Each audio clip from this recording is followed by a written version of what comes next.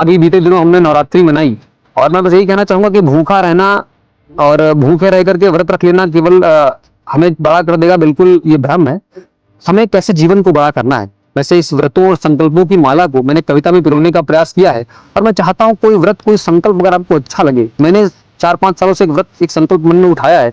मैं चाहता हूं इस देश को बड़ा करना, कैसे बड़ा करना है, आपके पॉडकास्ट के माध्यम से मैं युवाओं को संबोधित करते हुए कहना चाहूंगा, एक व्रत हो सत्यता का, एक व्रत हो त्याग का।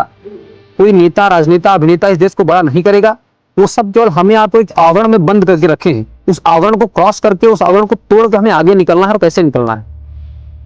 एक व्रत हो सत्यता का, एक व्रत हो त्याग का, एक व्रत हो सत्यता का, एक व्रत हो त्याग का, एक व्रत हो मनुजता का, एक व्रत वैराग्य का, एक व्रत माता पिता के मान का, सम्मान का, एक व्रत हो मातृभूमि के लिए बलिदान का, एक व्रत कर्तव्य का हो, एक अटल विश्वास का, एक व्रत हो कर्म के प्रति सफलता की आस का, एक व्रत यह अवतरण हो फिर धरा पर स्वर्ग का, एक व्रत हो राष्ट्र के हित प्राण के उत्सर्ग का, एक व्रत हो एकता का, एक व्रत सद्भाव का, एक व्रत हो एकता का, एक व्रत सद्भाव का, एक व्रत प्रत्येक स्थिति में रहे संभाव का, एक व्रत बिस्मिल भगत का, चंद्रशेखर बोस का, एक व्रत माँ भारती के लिए हो उद्घोष का, एक व्रत निष्काम माता भारती के नाम हो। संकल्प हमें आपको मिलकर उठाना पड़ेगा, नहीं बहुत देर हो जाएगी।